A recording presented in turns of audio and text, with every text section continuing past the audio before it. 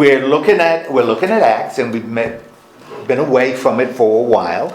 But y'all remember, I think, the story. What's happened in Acts to this point? Where are we in the story? By the time we get to chapter 9. The disciples are going out. Okay, we've got disciples. Now, tell me, why are the disciples going out? As Luke, and remember, one of the things we've done, and this is what I always encourage y'all to do, particularly with the Gospels and something like Acts, you have to get into the mind of the writer, because he's shaping the story, because he wants to teach his church, certain lessons. He wants them to take certain lessons from the story. And so as he's shaping this story, we've got the disciples going out. Why are they doing that, according to Luke? Jesus told them to. Okay, Jesus told them to, right? And what did Jesus, in particular, what did Jesus tell them to do? To spread the gospel. Yeah. Okay, good. That seems to be the big To Jerusalem and Judea and Samaria and ends of the world. And so the disciples are going out, and this is something that Jesus said must be important, because like I said before, Jesus is with them 40 days. Luke says 40 days. Now, no other evangelist talks about that. But Luke says he's with them 40 days. I'm assuming he's talking to them for 40 days. What is the only lesson Luke offers? The only real command? Well, twofold. One, don't worry about when I'm coming back, and spread the good news in this way. Jerusalem. That's it. Which tells me that must be what Luke considers really, really important, that they do that. So that's what they're doing. Now, who is sort of in charge? Now, of course, God is in control. But who's been in charge of the disciples going out? Who are the bosses here on earth? Peter. Okay, good. We have Peter, and Peter's been really focused where? Where has Peter? Okay, Jerusalem. Because Peter's the first one we pick up on, right? Yeah. And he's focused on Jerusalem. Who is with Peter as the folks in charge? John, yeah. Okay, John is one of them. Well, Philip. Which Philip? I don't know. Okay, yeah, because what we've got is we've got apostles, which is also a big deal in Luke. Gospel of Luke, Book of Acts. The apostles are a big deal. 12 apostles. They're the ones that are driving the story, and Peter is the leader of the apostles. Now again, that's important because the apostles are a distinct group. You don't add to them. When you lose one like Judas Iscariot, what do? You replace them. So you got these 12 apostles sort of led by Peter. They are the ones that are sort of in control. They're the bosses of the church. They're driving the church. And Peter seems to be doing it. And as Peter does what are some of the things that in Jerusalem Peter's doing that's spreading the gospel? What are some of the things that he's been doing in Jerusalem? healing. Was that? Healing. Okay, he's been healing. What else has he been doing? And teaching. Teaching. What else has he been doing? Did he do baptisms? Huh? Well, he may have. Okay. He may have. Certainly baptisms are being done. Yeah, okay. Preaching, right? Yes. Doing some preaching. Okay, doing some preaching. So, and as he's doing this healing, and as he's doing this preaching, and as he's doing this teaching, he's following in whose footsteps? Jesus. Okay, Jesus did the same thing. So what Jesus did, Peter is now doing, right? Which again tells us how Luke sees the church. The church becomes this extension of Jesus. What Jesus did in his ministry, the church is now doing in its ministry, starting in Jerusalem. The church is also facing opposition, right? And Luke kind of tells us that we've got some opposition going on. Peter's run into problems, and so has Stephen.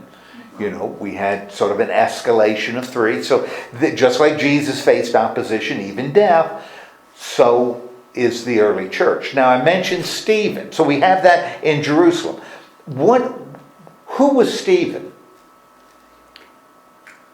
He was like a deacon. Okay, that's exactly what he was. Stephen was a deacon, right? And why did we end up having deacons? As Luke tells this story. Because the apostles couldn't do everything themselves. The apostles couldn't do everything. In fact, they were being distracted from what's most important for them to do, and what's most important was Spread the word. spreading the word. So they were concerned about distributing food, because remember, in this early community, everybody brought their property to the apostles, and the apostles distributed it based on need, and that's what the apostles were doing now all day long, and they couldn't teach, and they couldn't preach, and they couldn't heal because they were dividing property. So what you do is you get deacons to take over that job, and Stephen is one of them, and he ends up being killed. Now, after Stephen is killed, by that point though, we're still in Jerusalem, right? What happens after Stephen?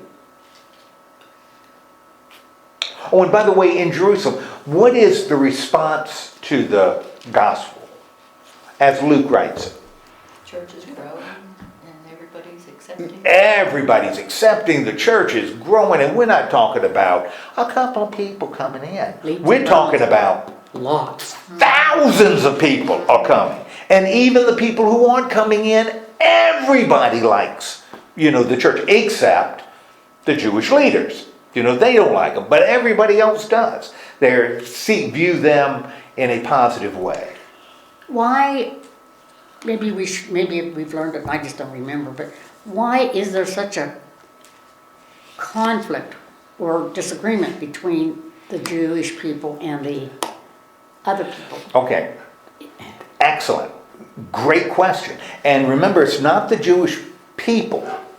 And the reason I make that distinction is if you look at the Gospel of John, those who oppose Jesus are called the Jews. The Jews. Which means the opposition are the Jewish people. But we don't see that in the other 3 Gospels. We don't see it in Acts. It's the opposition aren't the Jews. The opposition are Christians. who? The Pharisees, the Sadducees, the priests. It's the Jewish leadership that's the opposition. Now, I'll tell you, as you read the Gospels, you don't say, well, John is wrong, and this is right, or this is wrong, and John is... You don't say that. It tells you the kind of community that the evangelists are writing to. John is writing to a community where the church, the opposition to the church are the Jewish people. They don't have Jews in their church. You don't have a lot of Jews running around your church. They're basically non-Jews, or they're former Jews that believe they've left Judaism to become Christians, and so the enemy are the Jews. In Luke's church and in Matthew's church and in Mark's church, that may not be the case. So they've got people who still identify as Jews, Christian Jews, and so they don't want to say, well, you're bad. You're a Jew. You got to stop being a Jew. John's church has already done that. The church of Luke hasn't. And so he's not going to come down on the Jewish people. He's going to come down on the leadership. And you asked, why is there so much tension between the Christians and the Jewish leadership? If we looked at it historically, we could come up with all kinds of answers. But we're not looking at it historically. We're looking at it in terms of Luke, what Luke wrote. And we know, because Luke tells us, why the Jewish leadership is so down on Christians. Why? One word. They're afraid. Jealousy? Jealousy. They are jealous. That's what Luke says. And he said it more than once, that they are jealous. And that becomes the key. Whenever you read a suggestion, this is what I do. When you read scripture, they're going to tell you everything you need to know. You don't need to bring in a lot of extra stuff. They're going to tell you. And so if the Jews don't like Christians, and the writer says they don't like Christians because they're jealous, then you say, okay, in this account, That's why they don't like him. You don't need to come in, well, politically, where is the Jewish leadership? And what's the relationship with Rome? And, are they worried about their status and their power and their wealth? Luke says, don't think about that. They are jealous, which makes it a moral issue, not a political or an economic issue. It becomes a moral personality kind of thing, an emotional issue, which I think is really important as Luke tells the story. Okay, so anyway, so we've got this opposition, but after Stephen, we've got something really significant happen, right? After Stephen, what happens to the church? Because there's a dramatic shift right after Stephen that we've talked about. Now remember, Jesus said, be my witnesses in Jerusalem, Judea and Samaria, ends of the earth, right? What happens after they kill Stephen?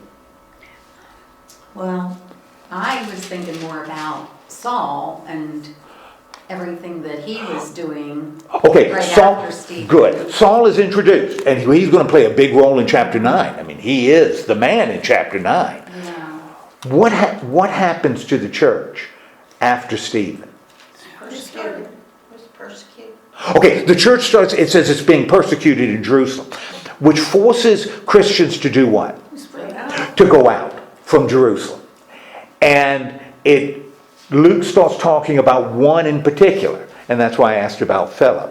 Which Philip? Because there was an apostle Philip, but there was also a... Eunuch. What's that? A eunuch. Well, with Philip, no, you're right, Philip with the eunuch, but there was a Philip that was a deacon too. So we have an apostle Philip and a deacon Philip, and it's the deacon Philip that ends up going away from Jerusalem first into Samaria because of the persecution, and then with the eunuch, Alice, you're 100% right, the Ethiopian eunuch in Judea, and the road to Gaza. So all of a sudden, what has happened, and as Philip goes out and starts preaching in Samaria, what response does he get? Opposition. They love him. Yeah.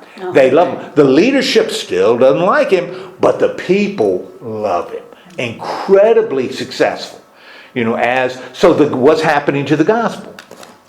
It's going out just like Jesus said. Started in Jerusalem with Peter being the one that drives it. It spreads into Judea and Samaria with Philip kind of driving it, right? But we've got phase 1, and he's going to kind of tie up phase 2. Got phase 1 successful. We got phase 2 beginning, and he's going to describe in what we're looking at in this 9th chapter, that being successful. Now we're on the threshold of phase 3. And what is phase 3? To the ends of the earth. To the ends of the earth. And that's what we're looking at. What we're looking at now. And Jody, you are 100% right. We got a guy named Saul introduced. Yes. With Stephen. And alluded to in the 8th chapter that he's one of the ones that are He agrees with it. agreeing with it in there. Yeah. And we're going to see him introduced again in chapter 9. So Saul is going to be important.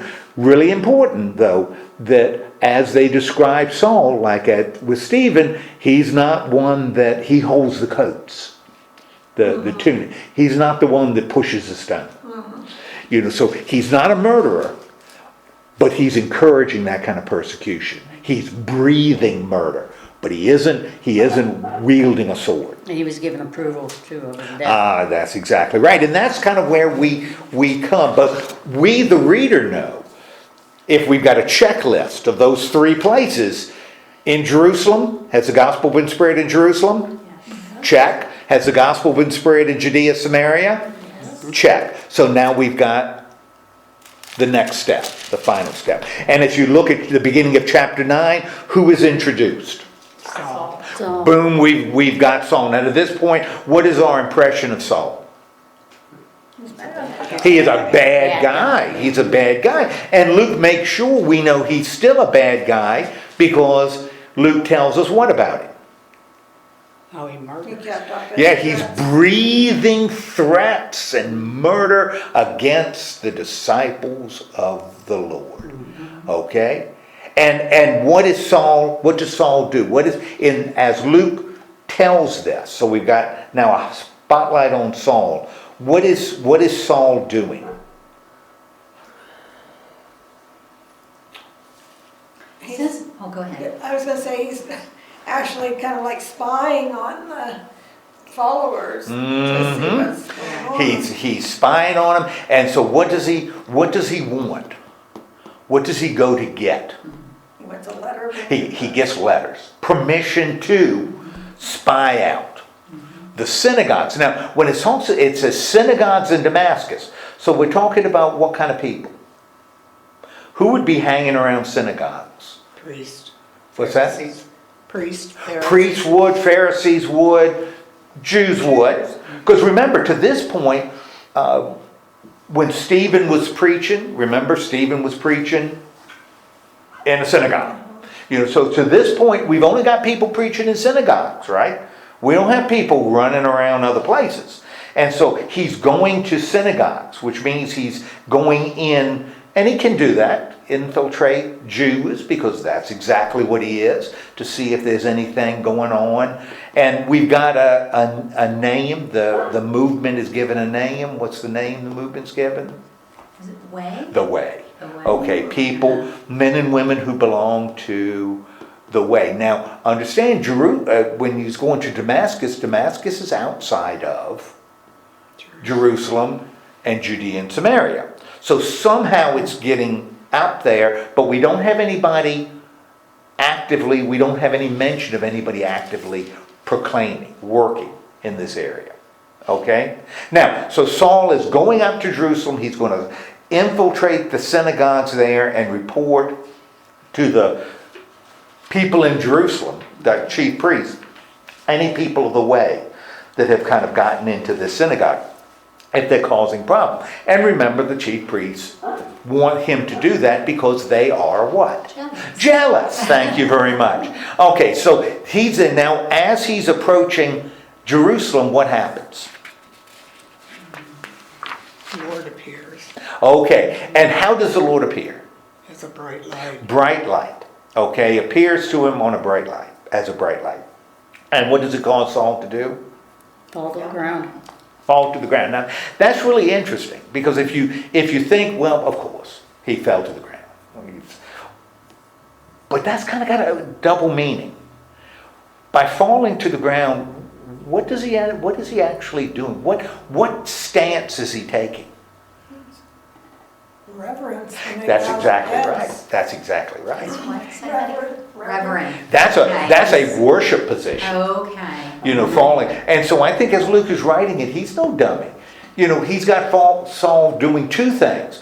Falling to the ground is an easy way to convey that what Saul is encountering is something that is divine. So he is taking a worship stance. And what does Saul hear? Hear the Lord. Okay, he hears the Lord. And what does the Lord say to him? I am Jesus, whom you are persecuting. Okay. Now, Saul is hearing this, right? So what is he experience? What is Saul experiencing here on the Damascus Like a Road? revelation. He's experiencing a revelation, right? And actually, you could call it an epiphany, which is something we remembered yesterday, was Epiphany. Okay, so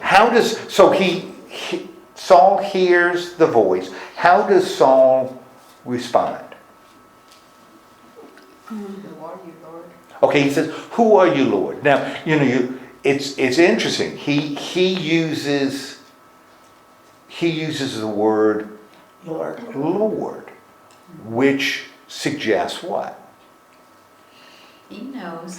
He recognizes. That's right. He recognizes. That's a title that we haven't seen a lot in the Gospel of Luke nor in Acts. Calling him Lord is a big deal.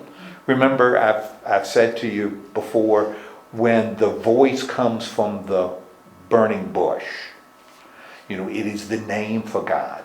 And it's 4 letters, Hebrew letters, that no Jew is allowed to say. No Jew is allowed to say those 4 letters. You know, and what the Jews would do when they read their text, like the Psalm, when they read it out loud, they hit those 4 letters. They didn't even give them vowels. Those letters don't have vowels, so you can't pronounce it. They would say the Hebrew word Adonai. That's what they would say. That's not the word, but they would say Adonai. And Adonai is the Hebrew word for Lord, person of authority. Well, when the Greeks translate the Old Testament, when they hit those 4 letters, instead of trying to translate it with Hebrew letters, they're writing it in Greek, they write the Greek word Kyrios. And Kyrios is the Greek word for Lord, person with authority. So for Greek-speaking Jews, the word Kyrios really becomes the name, the word they associate with the name for God. So when you see Lord used often, not always, but most of the time in the New Testament, it's referring to capital L, Lord, not little l, Lord. You know, it's the Lord. It is so when Jesus calls himself Lord, like he does in John, or when somebody calls him, that is really a loaded term. Jews would recognize that as a big deal. Christians, we don't quite so much because it doesn't have the same meaning to us, but that's a big deal to a Greek-speaking Jew. And that's what he uses here. You know, he calls him Lord, Kyrios. And what does the voice say in response? I am Jesus. I am Jesus, Whom you are persecuting. whom you are persecuting. And then what instruction does he He receive? told him to get up and go into the city, and he will tell him what to say. Okay, so gives him instruction. Now, Saul is not alone. How do his companions react? I think it's interesting that the men traveling with Saul stood there speechless. They heard the sound, but did not see anyone. Saul got up from the ground. Wait, did I miss something here? He got up from the ground, but when he opened his eyes, he could not see anything. Now, that's really interesting. Did the men though? I thought I saw somewhere. Maybe I'm wrong. Like the men didn't even see the light. They weren't blinded. You know? Well, they weren't. They weren't blinded. Now, Yeah. that's really interesting when you think about when Saul opens his eyes and he's blind. Now, we say, oh, wow, maybe he was blinded by the light, like the song from the 70s say. Well, on a deeper level, why is it significant that Saul is now blind? If you look at it on a symbolic level, physically certainly is, because it's going to get his sight back when the scales fall off. But what if Luke is using this blindness in 2, sort of has a double meaning? So that he can feel and really hear. Well, so as the other senses become Yes. more acute, sure, yeah. What else? Or so that he can be transformed, like to start over. Okay. When Jesus says, what was the response? I am Jesus whom you persecuting. Mm-hmm. When Saul was actively persecuting Christians, was he blind to the truth? Yes. Yes. Yes. Paul was blind, but he didn't know it, right? Because he assumed he could see. After this encounter with Jesus, what's happened to Saul? He's now blind. Around. He's now blind. He doesn't see the way he used to see. That's right, but he knows it. Yeah. He knows it. He's blind, and now he knows he's blind. Yeah. Okay, now he knows, because he didn't know anything else other than this. Doesn't say here he converted, he gave his life, he changed. It's not that. He's just blind. He just had this encounter and he's blind. So as opposed to being blind and not know it, now he's blind and does know it. He does know it. No, I think physically bound because he's going to get his sight back and scales. So I'm not suggesting that's not it, but this is kind of a powerful image that he is blinded now. So what does Saul do? He's gotten out from the ground, and so what happens to Saul? His friend took him by the hand and led him into Damascus. Take him to Damascus, and what does he do in Damascus? He met a disciple named Ananias. So even before Ananias, He fasted. he fasted. Oh, yeah, He fasted, which for 3 days. Geez, what a surprise! The number three, because threes are all over the place. What is really significant about him fasting? But he was accepting what it was? What's that? That he was finally accepting who the Lord was? Oh, well, does it say he accepts him? No, but. No. Without But the. evidently no one brought him anything. We No, don't know that, but if no, he was but- blind, he wouldn't be able to see to get anything. Okay, wouldn't be able to get anything. So maybe we're again working on two levels. Yeah. That he wasn't able to get anything. He's also now if he's blind and he now knows it, that he's blind and has really been blind, even when he thought he could see, he's really blind. Why would a person then fast? What is the purpose of fasting? Well, giving your attention to the Lord for one thing. Okay, you're giving your attention to the Yeah. Lord. You're seeking to understand or get a connection that isn't there, right? So, what if on again, this little deeper symbolic level, Saul, blind, knows that he's blind, would like to see, fasting in order to better understand. That this may be, he doesn't say it, that it's intentional, but it's really interesting that he eats nothing. Even though friends are there, he doesn't eat and drink anything for 3 days, which sure sounds like a fast to me, that he's fasting. But he's not accepting Jesus, he's not recognizing his life was wrong. He's really seeking something, right? And how does the story shift a little bit in verse 10?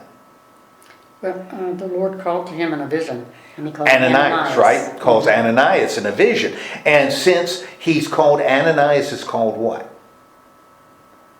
What word does Luke use to describe Ananias? Christian. He's a Christian, he's a disciple, right? Believer.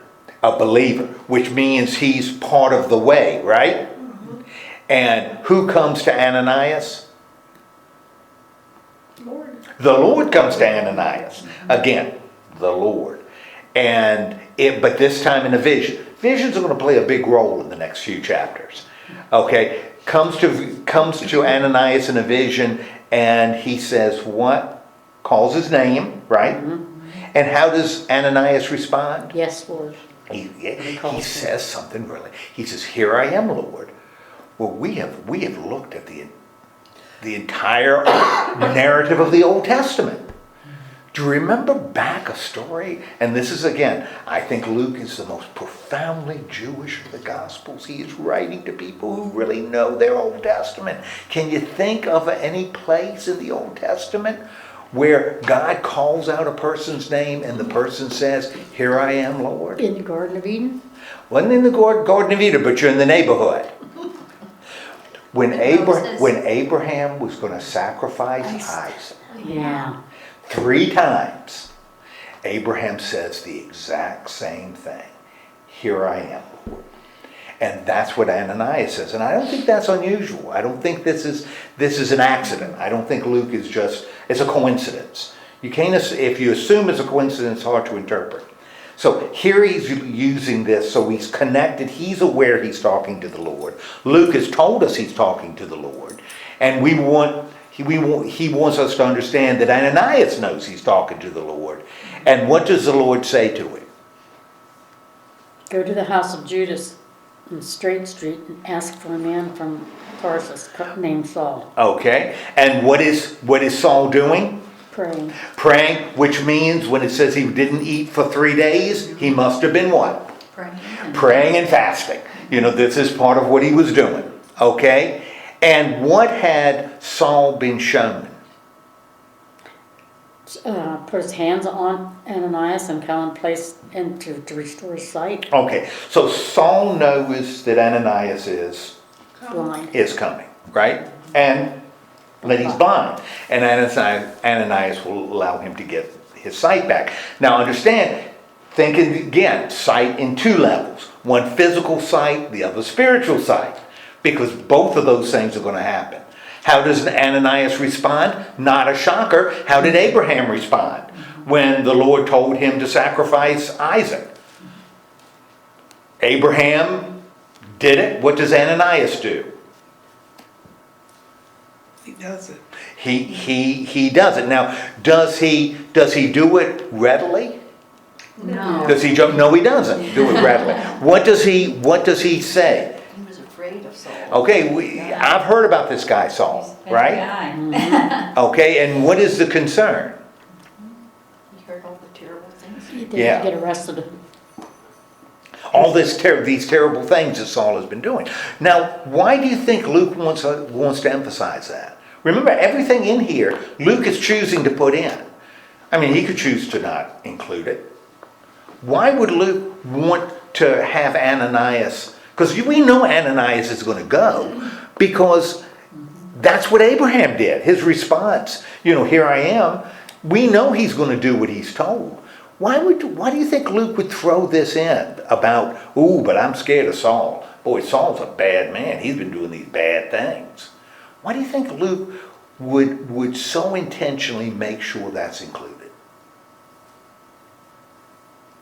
Reinforcing how bad Saul really was. Okay, he's emphasizing how bad Saul is. He'd be afraid to go in. Yeah. Which means we're being set up for what? By emphasizing how bad Saul is. No, epiphany, what's the other word? What are we being set up for? We Seeing a know person we change. know the story. What's going to happen to Saul? He's going to change. He is going to change, Yeah. and he is going to change Drastically. drastically. Drastically is a So good by word. emphasizing how bad he is, again, the change is going to be Real good. very, very dramatic. So I think Luke wants us to know this is a bad man who's going to make a huge change. Could also be just a subtle message to his church. When you see bad people change, maybe you shouldn't judge them and assume that they're faking it or have ulterior motives. Maybe bad people can change. I like what on verse 15 where it says, "But the Lord said to Ananias, go, this man is my chosen instrument to carry my name before the Gentiles and their kings." So really go. That's right. Telling Ananias to go because Yeah. what's Saul's future? It's already was going, it wasn't very good. Amazing. What's his future? He's going to be a missionary. He's going He's going to go. He's going to go, and he's going to go where? To the Gentiles and to the kings. Saul is going to be his instrument to accomplish to the ends of the earth. He is going to be the instrument for phase 3. Just like Peter was the instrument in phase 1, and Philip was the instrument in phase 2, Saul is going to be the instrument in phase 3. Now, interesting, he says, take it to the Gentiles. To this point in Acts, we haven't had any Gentiles. We haven't had any Gentiles other than the Ethiopian eunuch, although he was a proselyte. He was a convert. We haven't gotten the gospel going to anybody who wasn't Jewish in terms of religion yet. Yet. That's coming. But if it's going to the ends of the earth, it's got to go to them, right? Okay. Can you imagine though, Saul, when they fell from his eyes so he could see? Can you imagine what he must have felt, what he saw so to speak, but what he felt. Hold on that and go, I really want you to bring that up because we're almost there. Because what else does he say about, what else does the Lord say to Ananias about Saul? He's gonna have to suffer. He's going to have to suffer. Mm-hmm. So he's kind of given the Saul's history, or what Saul's going to face. What we're going to read about a little bit later. And so, of course, what does Ananias do? Which we already knew he was going to do. He You went to know. the house and entered it, Okay. that part. He goes, enters a house, lays hands on Saul, and says what? Brother Saul, Okay, calls him brother, right? And what else? the Lord Jesus who Lord. appeared to you on the road as you were coming here has sent me so that you may see again and be filled with the Holy Spirit. Okay, and now, so what has Ananias done? Even in that in that one sentence. He's blessed him. He's blessed him And filled him with Holy Spirit. in the name of Good. God and of Jesus Christ. So he's sharing with him, right? Good news here. And now what immediately happens? The scales fall off. The scales fall off his eye and his sight is recovered.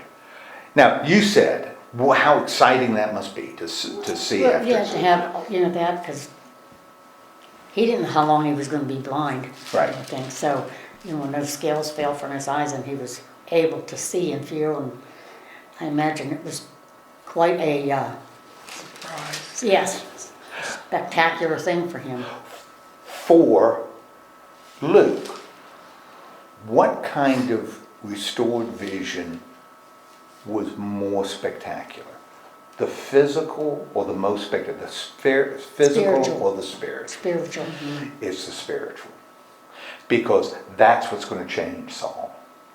Saul is going to be a different person. So now that blindness, the physical blindness is done, but so is His the spiritual blindness that he's had for a long Time. time, right? Yeah. And what happens next? Saul was preaching. Well, even before he preaches, something really He important. was baptized. He was baptized because baptism is that admission or the sort of the entrance into this new community. This baptism, we're going to see it play a big role, continue to play a big role. Baptized, and then what does he do? Even before he starts preaching, Eating and drinking. he starts eating and drinking because He hadn't. he doesn't need to fast anymore. He doesn't need to fast anymore because he's received sight. His prayers were answered. He knows. He understands. And he's with disciples in Damascus, and he starts doing what? Preaching. He starts preaching, right? Yeah. First time we've heard about somebody preaching outside of Jerusalem, Judea, and Samaria. Samaria. First time. Where, though, is he preaching? In the synagogue. He's preaching in the synagogues, which means he is preaching to The Jews. Jews. Yeah. He is not preaching to Gentiles. He's preaching to Jews. And he's preaching that Jesus is the Son of God. And he's preaching that Jesus is Son of God. Yeah. Is Son of God. So he's preaching a message he now understands. Why does he understand it? Because Ananias shared it with him, and he can do it because he's no longer blind. Yes. He now can see, and God can use him. And of course, what's the reaction? Of course, this has got to be the reaction. They asked, wasn't this the man who raised havoc? Well, hold on that just a minute. The initial reaction, They were amazed. oh, they were amazed. And we have heard that before, and they say, what makes it even more amazing? He was the man who raised havoc Yes. in Jerusalem. Yes. He is the one that was wreaking havoc and brought people before the priests and all. We've got a dramatic change here. And what does Luke tell us about the work of Saul? It's powerful. Okay, the work of Saul is powerful and Convincing. still working with who? The Jews. Still working with the Jews, that Jesus was the Messiah. Okay, now we've got we're entering the third phase. We're entering it. We've still got a problem in this third phase. Because if it's going to the ends of the earth, it's going to have to go to Gentiles. It can't just go to Jews. And to this point, that's all who's received it. Either Jews by race or Jews by religion. Okay? Now, of course, since Saul is preaching, what is he going to have to face?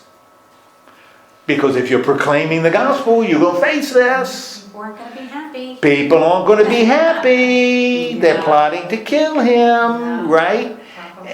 And just like the others. And who knows about it? That they're plotting to kill him? Didn't get that far yet. Saul's followers. Okay, Saul knows that they're trying to kill him, and those who are with Saul. And what do they end up doing?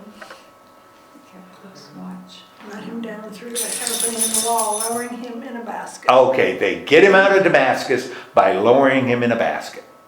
So, to this point, Saul is doing exactly what disciples do. Except we haven't had healing yet, or miracles. But he is preaching and he's facing opposition. Which is almost like Luke telling us that Saul is now on the team. And what does Saul do? Which, I don't know, she went He tried to join. drink or something. What's that? He went back to Jerusalem. He goes back to Jerusalem, right? Why would he go back to Jerusalem? He wanted to join the disciples. Okay, interesting. He wants to join the disciples. Doesn't say he wants to join what? He doesn't want to join the Jews and he doesn't want to join the apostles. He doesn't see himself as an apostle. Saul knows that he wants. Saul knows he wants to Coco. Yeah. Saul knows he wants to be a disciple. And I told you that's a big deal in Luke. Paul is never going to be an apostle. And he's never going to say I'm an apostle in Acts. In his letters, on the other hand, he says he's an apostle in every letter. He says, I'm an apostle. So what Luke is writing is something a little different than how Paul saw himself. Okay, so he's in Jerusalem. He wants to join how do they react? Boy, Luke is really hitting us with this. They're afraid of him. Why are they afraid of him? Because he's a bad guy. Yeah. What? How many times is Luke going to remind us? He's a bad guy, but he's changed, right? Yeah. No. Who then presents him? If they're all afraid of him, who steps forward? Saul. Okay, a guy named Barnabas, right? And what does Barnabas do? He took him to the apostles.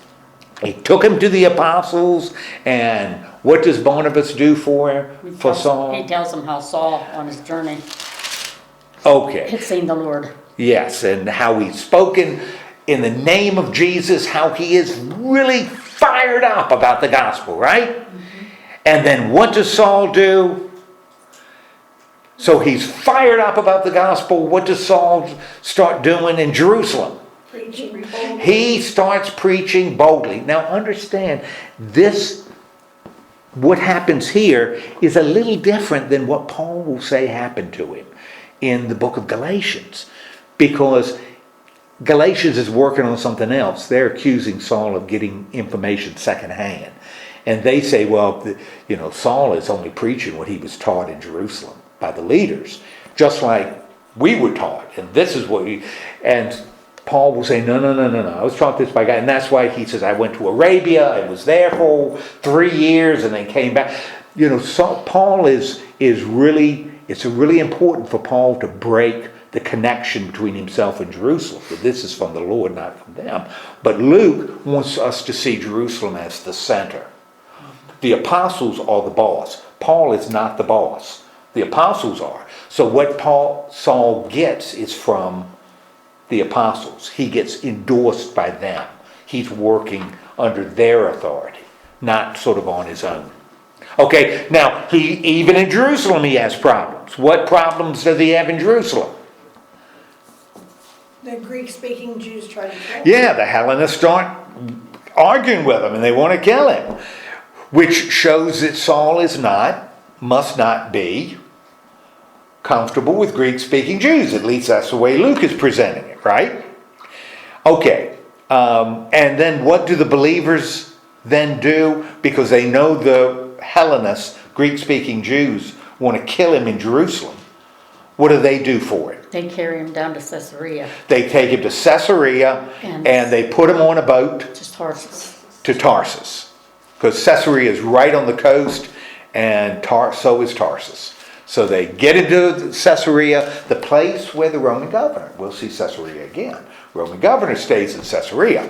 Okay? And what is really what's happening so they get him to Tarsus for his own protection. Now what does Luke say is happening all over the place? Yeah, the church has enjoyed a good time. The church is enjoying, thank you, a good time. Yeah, peace. Yeah, and the church is, Excuse me, Alex. what's happening in the church? It was growing. It's growing, it's at peace, and by the way, where is it growing? To the ends of the Judea. Not yet, not yet. Okay. It's growing where? Galilee. Judea, Galilee, Samaria. Doesn't mention Syria, doesn't mention Asia Minor, doesn't mention... Geez, I think it's a success. Phase 2 has been successful. Phase 2 has been successful. And we know who is going to take it to phase 3. We really haven't gotten there yet. The gospel hasn't gone to the ends of the earth, although we've kind of flirted with it a little bit. Okay, we're going to shift away from Saul right now because we're going to go back to the head man again. And I want you to remember, in Jerusalem, he was in charge of Jerusalem. But remember, after Philip did his thing in Samaria, who followed him? Peter followed him into Samaria and did it. Peter seems to be involved in each of these. And so now we've got the gospel moving out into phase 3. And who immediately appears? Of course, it's Peter. Peter, because he's the center. He's there, right? And he goes to a place called Lydda. And where is Lydda? What happens to him? Lydda's in Samaria. What happens to Peter in Lydda? He found a man who was a paralytic. Okay, he finds a paralyzed man, and of course he does what? He healed him. Heals him. Okay. Have we ever seen a paralyzed man being healed before? Mm-hmm. Yeah. What was that deal?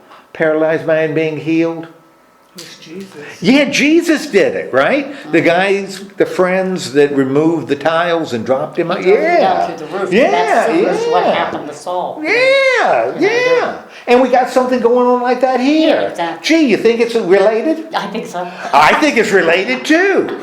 Jeez Louise. Okay, he goes from Lydda to Joppa, which is on the coast, still in Samaria. And there, a disciple, a Christian, whose name is Tabitha. But Luke does something really interesting that gives us a great insight into his community. He goes, there's a woman in Joppa named Tabitha, good Hebrew name. What does Luke do? Changes her name. He changes her name. How does he change her name? What name? Dorcas. He says Dorcas. Because that's her name in Greek. Which tells us, again, gives us a little insight into Luke's community. If Luke feels he needs to translate her name to a Greek, what does that say about the community to which Luke is writing? Must be great. They must speak Greek. You wouldn't, if they spoke Hebrew, you wouldn't have to Yeah. translate a Hebrew name. So that community is a community that speaks Greek. Which is really interesting given the problem Saul just had with the Hellenists, which are Greek-speaking Jews. But this is a Greek-speaking community. Luke's church is Greek-speaking. Okay, now how is she described?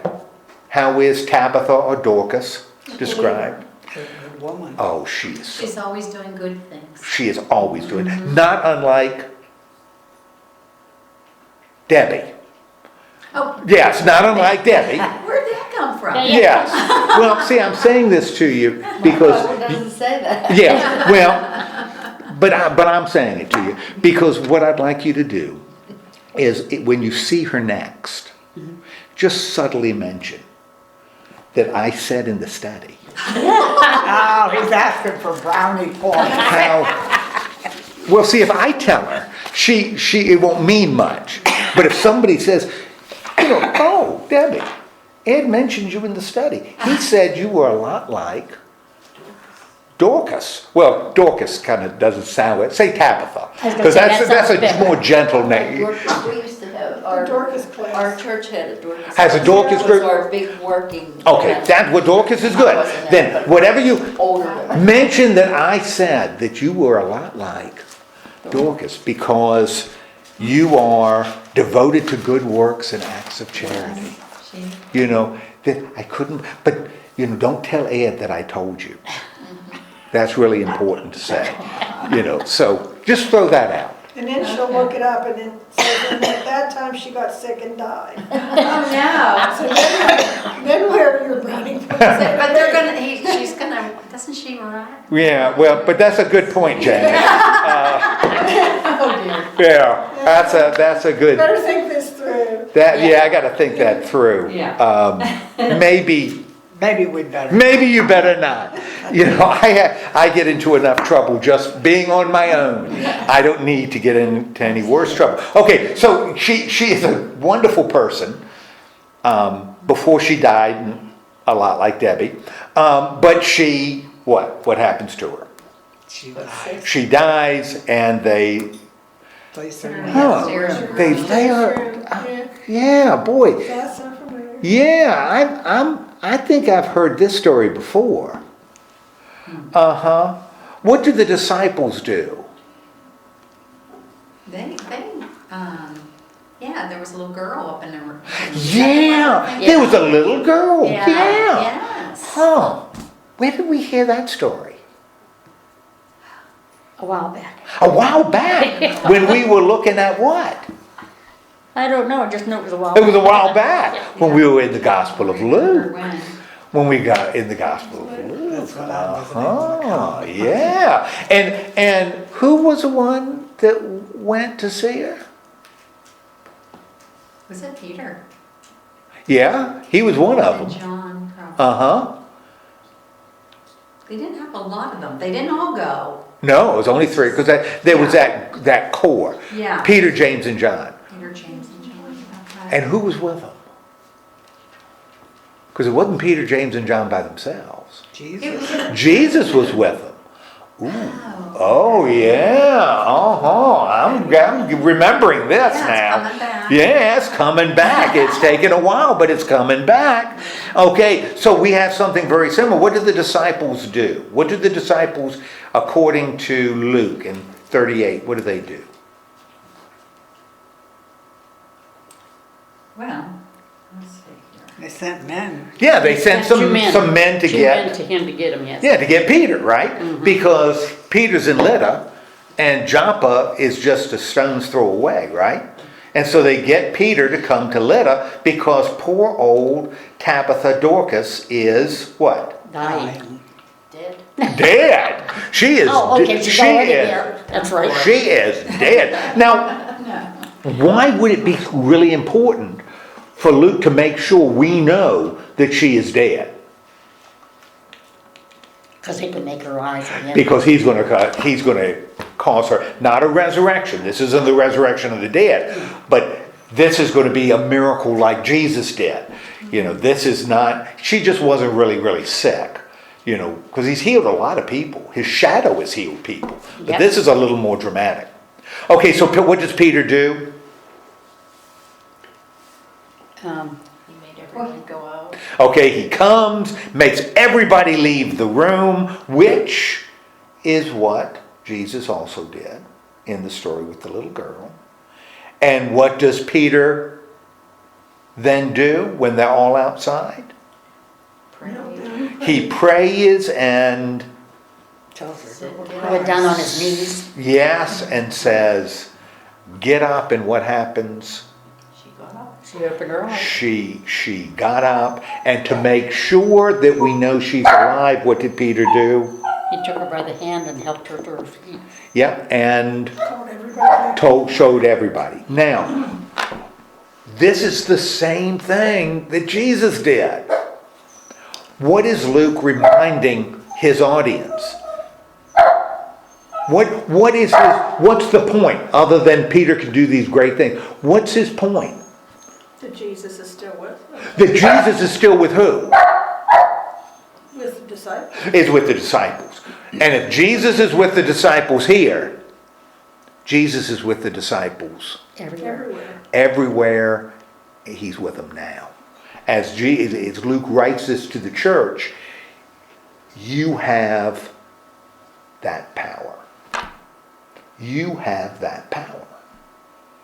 You can proclaim, you can heal, you can even resuscitate the dead. You have that power because you have God's Spirit. The same Spirit that rested on Jesus rests on you. You can do this. Well, it's not happening. Why isn't it not happening? Because we hesitate to even try. Because we Yeah. don't try. Yeah, Because we we don't use it. And what if you pray for somebody over somebody and, you know. You and- fail. And they don't live. You know, I don't know if you've ever been that. Right. Yeah. Well, it's that the church has the same power. The work of the church is the same as the work of Jesus. That's the big theme in Acts. The church is an extension of God's work. No. You know, that God did through Jesus. The church needs to claim it. And if this is a struggling church at the end of the first century, this can be really empowering. That you have this power, but you may not be using it, but it's there. We need to trust the Lord. That's the thing, is sometimes we just, if we're doubting that they might not live or something, you pray for somebody, then you're doubting the Lord. Well, and you know, prayer is one way to do it. Yeah. Maybe there are other ways. Right. You know, that we as the church can give life. You know, that we can heal. You know, that we have that kind of power Well, in ourselves. We just don't use it, Yeah. but it's there. You just And I don't, think you that's don't, what he wants. well, for one thing, I never would have thought of that. You know, you never, but you really have to have that strong enough faith that Jesus will, or the Spirit would help you do this healing. What if part of healing is, Shelley, Say, you don't look particularly good. Have you seen a doctor? oh yeah, quite Yeah, well, you say, oh, I don't want to see it. Craig, you don't look so good. often. Maybe you need to take your medicine. Yeah. No, I don't want to do it. You need to take your medicine. Maybe that's healing. Maybe. You know, maybe that's part of healing. Without minimizing prayer, but to say, well, we're only going to pray. Well, maybe saying, get your hind end to a doctor and get some treatment. Take the medicine that was prescribed to you. Stop doing stupid things. Maybe that's part of working as God's instrument to bring healing to the world. You know, bring life to the world. Maybe that's part of it as well. So maybe we don't want to limit it without also praying. We don't want to limit it to just one thing. Maybe we need to broaden it out. But we have the power to do it. We can do that Well, you know, if we want to. Yeah, well, sometimes when you're talking to somebody for whatever reason, whether they're sick, whatever, and you're talking to them, and then they feel so much better, and you feel so much better. Yeah. And maybe, like with my father, and I tell my niece, because she says, how do I make it better? How do I make it better? You can't make it better. You can't do it. You know, but what you can do is you can be with him. Because right now he's scared. Because he doesn't understand what's going on. Yeah. You can be with him. Well, I don't know. I wish I could fix. You can't fix it. No. Fixing that's not enough. But you can be there. And you can give him comfort and support and remind him he's not alone. And that may be the greatest gift you can possibly give him. Make sure he eats. Make sure the house is warm, bills are paid. Maybe that's what you can do. You can't fix it, but you can be there. And that's what you were saying. Yeah. When you're dealing with somebody with pancreatic cancer, maybe it's not a matter of how do I make it better, but how can I be with you and give you comfort as you face the one thing that we're all going to face? How can I make that transition easier? How can I give you peace? Maybe that's what we can do, claiming this kind of power that I think Luke suggests the church has and constantly reminds us that it has. Okay. Any questions? I just find that really interesting and exciting. There's a lot of things, to be honest, through what we've been reading that kind of amaze you and you think, holy smokes, and if it's meant for us too, what I mean? It's a big thing. Yeah. And it's a lot for me to digest it and get it all. One of the exciting things, and I'll tell you, one of the exciting things I've had during this study is the realization that as we look at the gospel, come in, as we look at the different gospels, Jesus, the example of Jesus, in the other gospels, like Jesus dies, my God, why have you forsaken me, in Matthew and Luke, which is kind of, he identifies with us. He knows our pain. He experiences our lone abandonment. So he knows what we feel like. Well, that's a wonderful lesson. But that's not how God wants us to die. God doesn't, I don't think, wants us to die saying, where are you, God? I mean, I would hope he would want us to die with comfort and faith, knowing. He doesn't want us to die saying, well, it's finished. My work here is done. I'm going. I don't think he wants us to die with some kind of faith. When I look at the gospel of Luke, that's who I see in Jesus, saying, God, to you I release my spirit. That's how God wants us to die. And when we look at the work of the church in Acts, the church is doing what Jesus did. So the whole gospel and the book of Acts is, how can we not view Jesus as someone so far above us we can never identify with him? But how can we identify him? How can we do his work? How can we die with the faith he died, with which he had, the faith he had when he died? How can we do that? How can he be our example, rather than how can he be the one that we can never identify with, that is so far above us?